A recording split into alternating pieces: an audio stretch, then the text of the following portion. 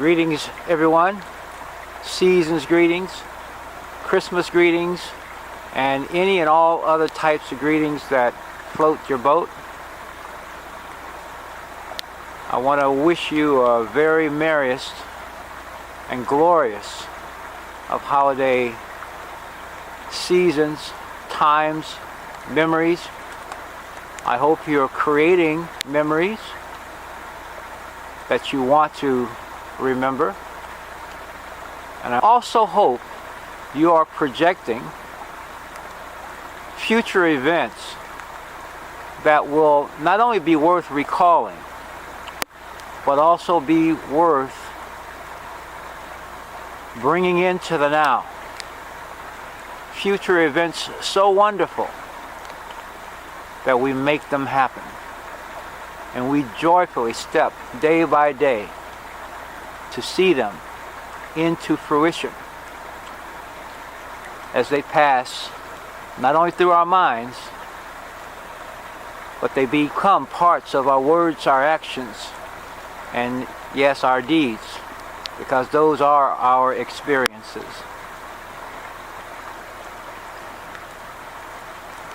As I walk through this place, whose energy I really just love being in. I only saw it for the first time yesterday, so we walked through here. It's a little bit more thawed out now than it was then. And that's the thing, every day is different. They look a little like the day before, but no 2 days are ever the same. No 2 moments are ever the same. But as I walked through, I started getting this thought about the idea of fallen angels and the whole sense of some group of beings that had gotten on the bad side of something called God and been kicked out of they're in the doghouse, with all due respect to dogs. But my thought and my thinking about these beings, because I've come to the place of seeing that what we consider humanity, for all practical purposes, could be those beings. We think we're immortal because we think we are our bodies, but we're not. We think we've done something wrong and we've been bad because that's what someone told us soon as we were able to comprehend the sentence. Someone has been talking about the stuff, the bad things that have been done, are being done, the unseen stuff that we got to look out for, bad people, everything else, all around every corner, something or someone bad that's coming. Now, the fact of the matter is, some of that is happening. I'm not saying it's not true. But the question of whether you have any power to do something about it. You know, the advice of the experts is listen to them, because they got a closer handle. They got a closer connection to this thing called God, to the boss, to the one that calls the shots than you do. Not so. And then they tell you to do these things, do those things, follow this, follow that, follow me. They don't help you to become confident in yourself. They don't help you to begin to appreciate just how amazing you are and your abilities, your gifts, your light, your energy. You bring a gift to this planet. And by the time we come to what they call the age of reason, most of us have been pretty much convinced that we don't have it. And we think that the people who have this thing, this intellectual property called money, or who control it or influence it in some kind of way, we think they've got it. They don't.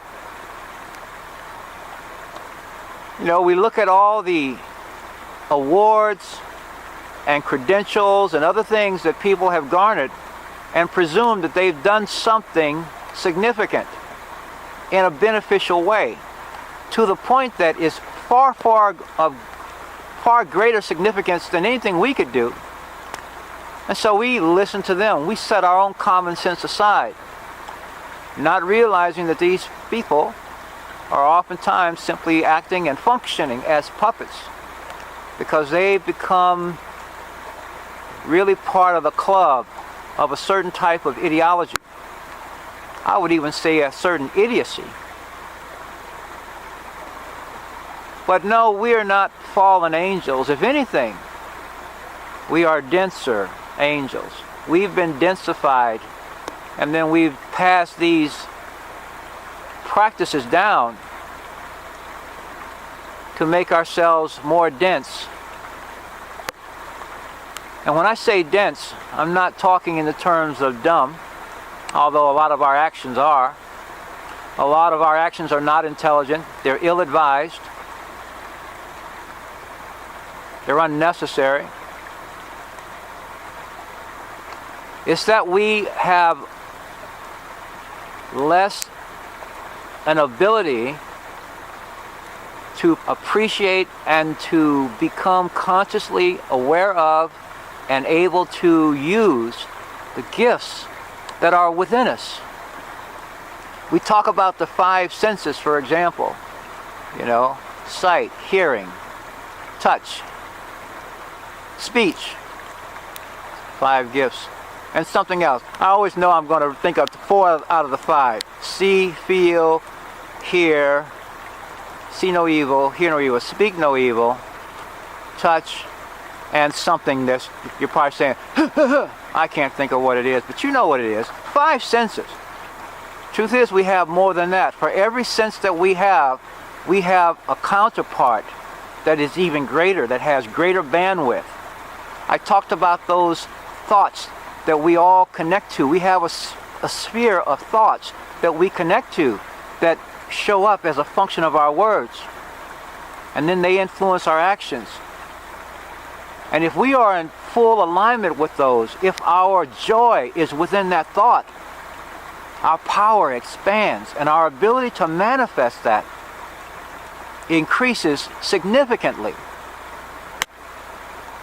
Well, we have a counterpart to those 5 senses that are connected to far greater, a much larger sphere of thoughts, of ideas, of initiatives, of potentials.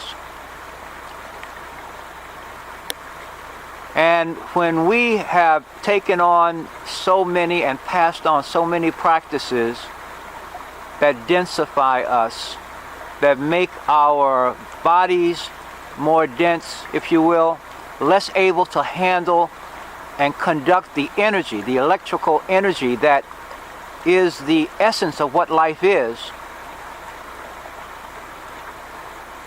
we change the chemistry of our blood to make it less able to conduct that energy. In that energy is also intelligence. In that energy is also light. It is electricity. It has the ability to transform and transmute elements. It allows us to stay or to change form